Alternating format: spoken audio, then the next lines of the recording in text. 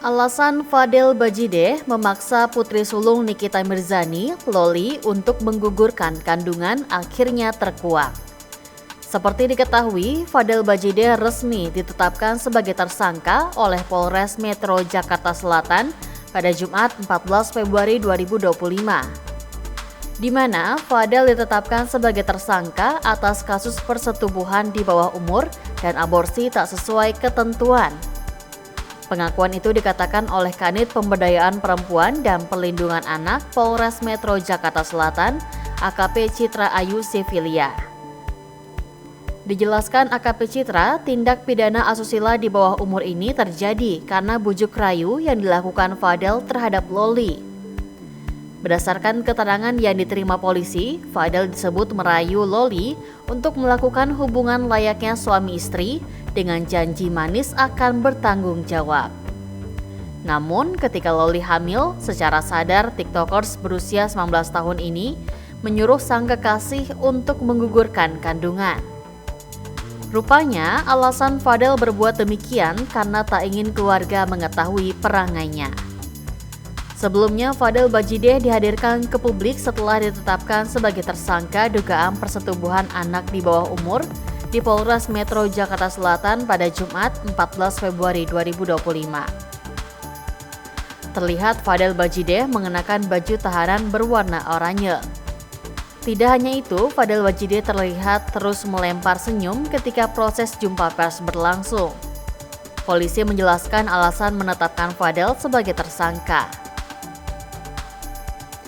Kasih Humas Polres Metro Jakarta Selatan AKP Nurmadewi mengatakan bahwa penetapan tersangka kepada Fadel Bajideh telah dilakukan melalui sejumlah rangkaian. Penahanan ini berkaitan dengan kasus dugaan tindak asusila yang dilakukan Fadel terhadap putri sulung Nikita Mirzani, Laura Mezani alias Loli.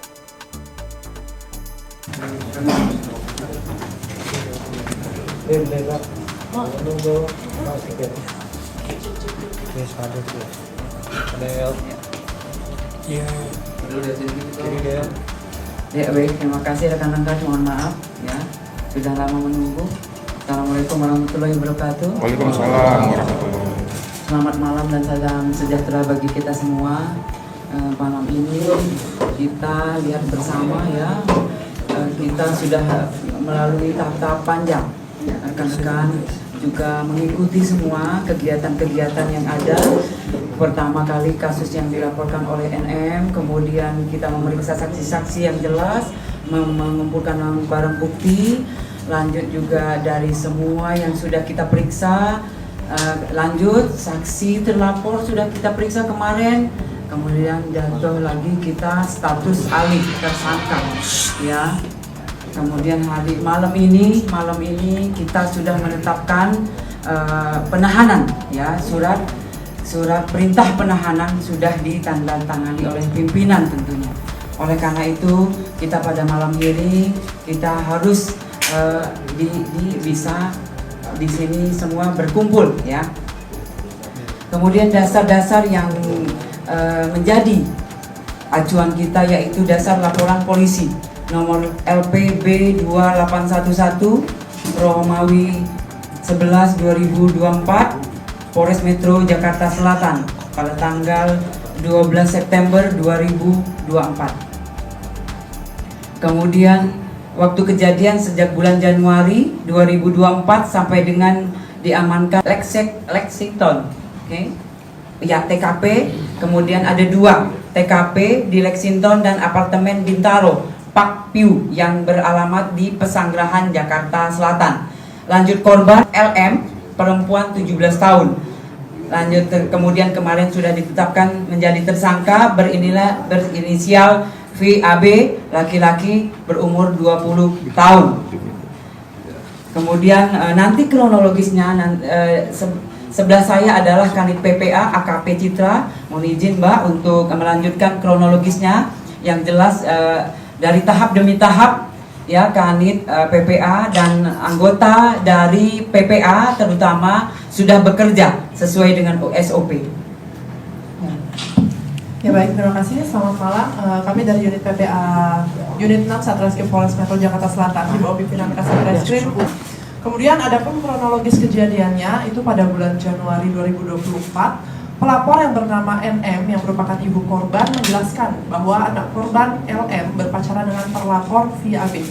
Dan selama menjalin hubungan pacaran tersebut atas bujuk rayu tersangka yang menjelaskan akan bertanggung jawab serta menikahi anak korban, sehingga anak korban LM mau melakukan hubungan badan layaknya suami istri dengan tersangka VAB. Dan dari itu menggugurkan kandungannya oleh tersangka VAB karena perbuatan tersangka VAB tersebut tidak mau diketahui oleh keluarganya. Hal tersebut dikuatkan berdasarkan keterangan dari saksi, kemudian hasil visum, kemudian keterangan ahli dokter. Atas kejadian tersebut, pelapor sebagai ibu kandung dari anak korban LM merasa dirugikan dan melaporkan ke Polres Metro Jakarta Selatan.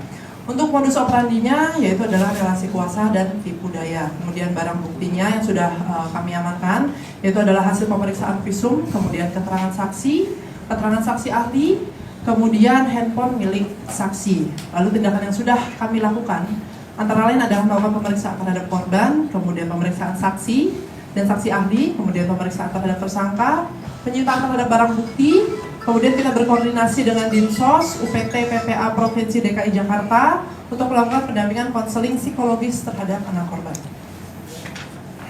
Kemudian selanjutnya kita melakukan koordinasi juga dengan Peksos untuk berapa kali dugaan persetubuhan yang dilakukan oleh PA?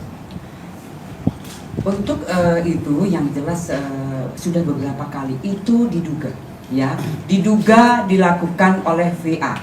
Untuk sementara ini masih kita semua kumpulkan, jelas untuk mengumpulkan semua barang bukti dan keterangan itu untuk melengkapi berkasnya. Menjadi tersangka ini karena keterangan yang terbaru. Nah, kalau betul keterangan apa sehingga ya keterangan itu pasti kita kumpulkan ya. Kemudian itu biarlah nanti kita jika memang sampai di pengadilan itu memperjelas kasus yang ada. Itu. Dan apa yang menyebabkan? Pasti kita kumpulkan. Oleh karena itu, ya, apalagi melengkapi berkas. Ya. Oke, mungkin kita bisa tanya kepada Bu, ancaman hukumannya Bu? Ancaman hukumannya Bu? Ancaman hukuman.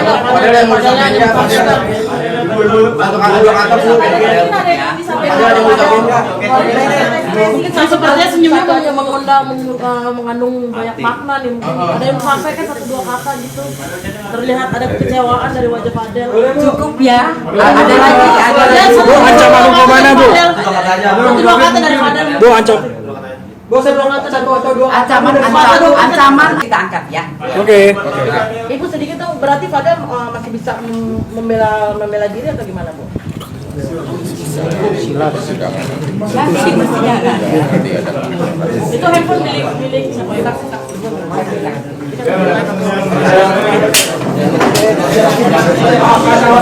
Aduh.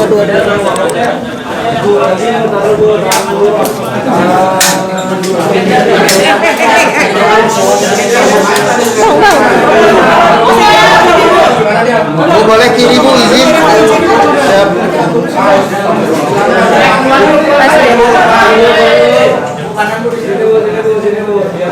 Bu.